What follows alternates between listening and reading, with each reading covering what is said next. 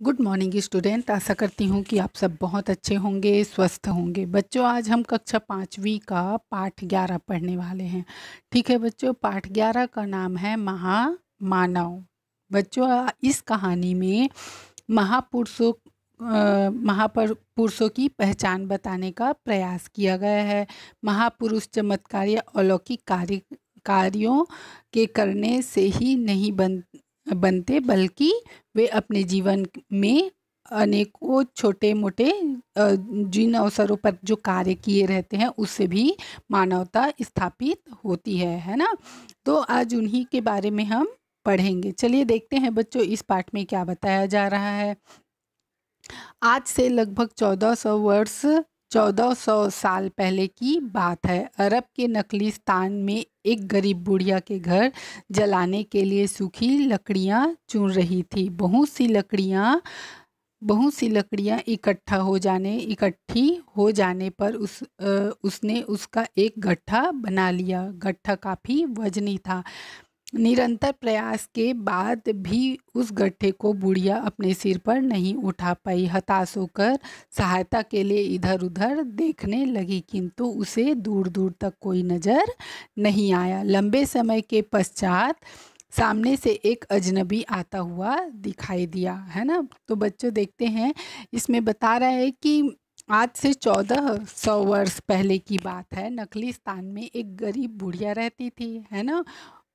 और वो अपने घर में जलाने के लिए, है ना, खाना बनाने के लिए लकड़ी जलाते हैं, तो वो लकड़ियाँ इकट्ठी कर रही थी। और काफ़ी सारी लकड़ियाँ इकट्ठी होने के बाद उसने क्या किया, एक गट्ठा बना लिया। लेकिन वो बहुत ज़्यादा लकड़ी होने की वजह से वजन हो गया और उसको वो अपने सिर पर नहीं उठा पाई। ठीक है बच्चों, तो वो मदद के लिए इधर उधर देखने लगी। तभी एक अजनबी, है ना, जिसको वो नहीं जानती थी, वो आता हुआ उसको दिखाई दिया।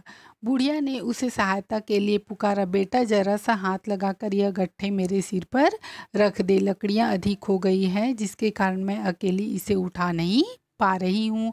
मेरी सहायता कर, अल्लाह तेरा भला करेगा, है ना। अब वो बुढ़िया जो है उस अजनबी से मदद मांगती है और उस गट्ठे को उठाकर उसके सिर में रखने के लिए बोलती है। और बोलती है कि ईश्वर अल्लाह जो है वो तुम्हारा भला करेगा, है ना। मतलब सोचती है कि तुम मेरी मदद करोगे तो ईश्वर तुम्हारी भी मदद करेगा। ठीक है बच्चों, राहगीर ने मुस्कुराते हुए कहा, अम्मा तू तो बहुत कमज़ोर है, इतना बड़ा गट्ठा कैसे उठा पाएगी। मैं भी शहर की ओर जा रहा हूँ, ला इसे मैं उठा लेता हूँ। बुढ़िया के बार बार मना करने पर भी राहगीर ने लकड़ियों का गट्ठा अपने कंधों पर उठा लिया और बुढ़िया के साथ साथ चलने लगी। बुढ़िया उसे दुआएं देने लगी, बेटा अल्लाह तुझे इस उपकार का फल अवश्य देगा, है ना। अब वो जो अजनबी था वो उस बुढ़िया को बोलते हैं कि ये लकड़ी का गट्ठा जो है वो बहुत सारा है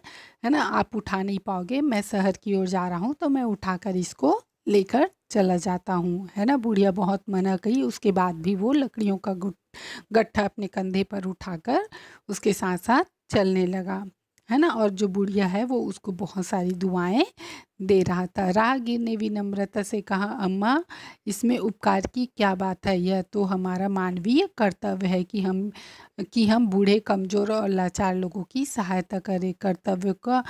कर्तव्य को उपकार कर मुझे शर्मिंदा मत करें, है ना। अब बोल रहा है कि हमें तो, वो जो राहगीर है वो बोल रहा है, बहुत विनम्रता से, सादगी से बोलता है कि हमें बड़े बुजुर्गों की मदद करनी चाहिए। जो कमज़ोर होते हैं, लाचार होते हैं, उनकी सहायता करनी चाहिए। आप मुझे इसे उपकार का नाम देकर शर्मिंदा ना करें, है ना बच्चों। राहगीर की बातें सुनकर बुढ़िया गदगद हो उठी। उसने ममता भरे स्वर में कहा, तुम बहुत भले आदमी हो, तुम्हारे विचार कितने अच्छे हैं। बेटा तुम इस शहर के रहने वाले नहीं लगते, क्या कहीं बाहर से आए हो, है ना। अब वो बुढ़िया उसको पूछती है कि तुम तो इस शहर में दिखाई नहीं दिए, तो शायद तुम बाहर से आए होगे, है ना। राहगीर ने उत्तर दिया, हाँ अम्मा, अभी कुछ दिन पहले ही इस शहर में आया हूँ। राहगीर ने उसके प्रश्न का उत्तर दिया, है ना। वो प्रश्न पूछती है कि तुम इस शहर के नहीं हो, बाहर के लग रहे हो। तो उसने उत्तर दिया कि हाँ मैं बाहर से आया हूँ, अभी कुछ दिन पहले ही आया हूँ। बेटा तुम इस शहर में नए हो, शायद तुम्हें मालूम नहीं होगा, आजकल हमारे शहर में एक जादूगर आया हुआ है जो बड़ा खतरनाक है। लोग कहते हैं उसके यहाँ से बहुत से लोगों को अपने कब्जे में कर लिया है। तुम बड़े भले और दयावान व्यक्ति हो, इसलिए मैं तुम्हें सचेत कर रही हूँ, उस जादूगर से बचकर रहना, कहीं वह तुम्हें भी अपना गुलाम न बना ले, है ना। अब बुढ़िया जो है उस राहगीर को बोलती है कि लोग कहते हैं कि हमारे शहर में एक जादूगर आया है जो बहुत सारे लोगों को अपने कब्जे में कर लिया है। तुम बहुत अच्छे इंसान लगते हो, इसलिए मैं तुमको पहले से आगाह कर रही हूँ कि तुम इन सब चीज़ों से बचकर रहना, है ना। वो जो अम्मा है, बुढ़िया है, वो उस राहगीर को ऐसा समझा रही है। अम्मा क्या तूने उसे देखा? राहगीर ने विनम्रता पूर्वक उस बुढ़िया से पूछा, है ना। अब वो जो राहगीर है वो उसको बहुत सादगी भाव से, बहुत नम्र स्वर में उसको पूछा, क्या तुमने उसे देखा है? बुढ़िया ने कहा, नहीं मैंने उसे नहीं देखा, लेकिन लोगों ने उसके बारे में बहुत सुना है। बुढ़िया अपनी इस धुन में कहती चली जा रही थी, जानते हो उस जादूगर का नाम क्या है? राहगीर ने कहा, मुझे नहीं मालूम। बुढ़िया ने बताया, उसका नाम मोहम्मद है, वह एक बहुत बड़ा जादूगर है। उस उससे जो भी मिलता है वह उसका गुलाम बन जाता है। तुम उससे हमेशा बचकर रहना। राहगीर शांत मन से उसकी बातें सुन रहा था, है ना, क्योंकि बुढ़िया उसको सचेत करी थी कि कोई जादूगर आया हुआ है तो उससे बचकर रहना बोल के। तो बहुत उसको पूछती, आपने देखा है? तो बोलती है, नहीं मैंने नहीं देखा है, लेकिन लोगों से उसके बारे में मैंने सुना है। और राहगीर, बुढ़िया जो है जितनी भी बातें बता रही थी, राहगीर जो है उसको बहुत ही शांत मन से सुनते हुए उसके साथ साथ चला जा रहा था। ठीक है बच्चों, इस तरह बातें करते करते वे दोनों शहर तक आ गए, है ना। अब दोनों तो बात करते करते जा रहे थे, तो दोनों शहर तक पहुंच गए। शहर के चारों ओर बड़ी चहल पहल थी। राहगीर अपने कंधे पर लकड़ी का गट्ठा उठाए चुपचाप बुढ़िया के साथ साथ चल रहा था।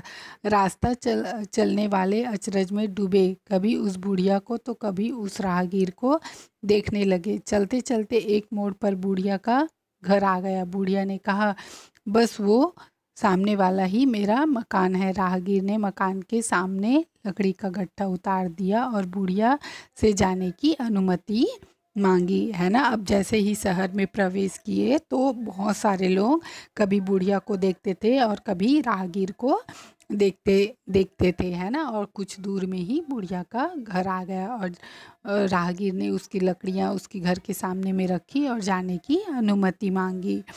बुढ़िया ने उस सहायता करने वाले दयालु राहगीर को ढेर सारी दुआएं देते हुए कहा, मैं भी कितनी मूर्ख हूँ, इतना लंबा रास्ता तय कर लिया, सारी बातें कर ली, लेकिन अब तक तुम्हारा नाम नहीं पूछा। बेटा जाते जाते अपना नाम बताते जाओ, है ना। अब बुढ़िया बोलती है कि मैंने तुमसे इतनी सारी बातें करी, लेकिन मैंने तुम्हारा नाम नहीं पूछा, लेकिन जा रहे हो तो अपना नाम बताते हुए जाओ।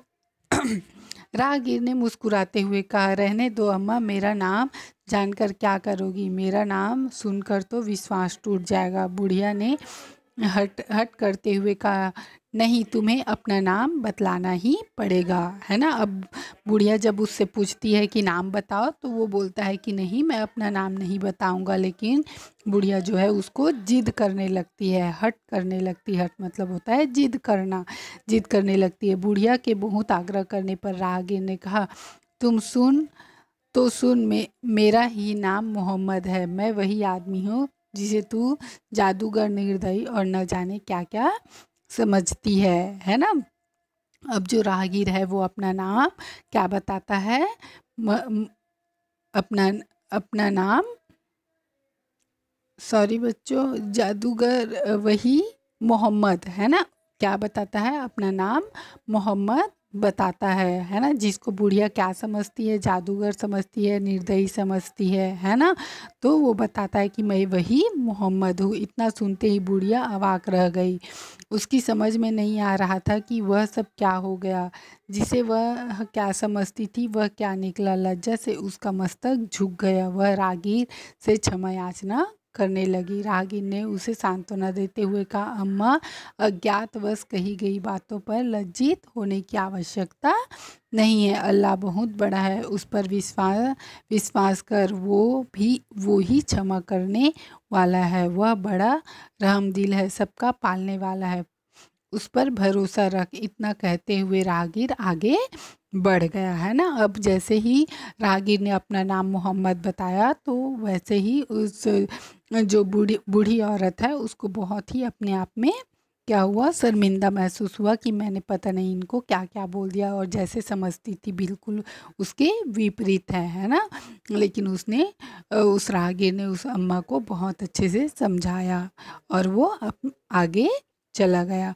बुढ़िया उसे श्रद्धा और स्नेह भरी निगाहों से अपलक देखती रही। मतलब बुढ़िया जो है उसको बहुत श्रद्धा से और स्नेह से मतलब स्नेह भरी निगाहों से देखती रही है ना। बिना पलक झपकाए वह देखती रही। उसे क्या मालूम था कि उसका सहायता करने वाला कोई और नहीं, स्वयं इस्लाम धर्म के प्रवर्तक हजरत मोहम्मद थे।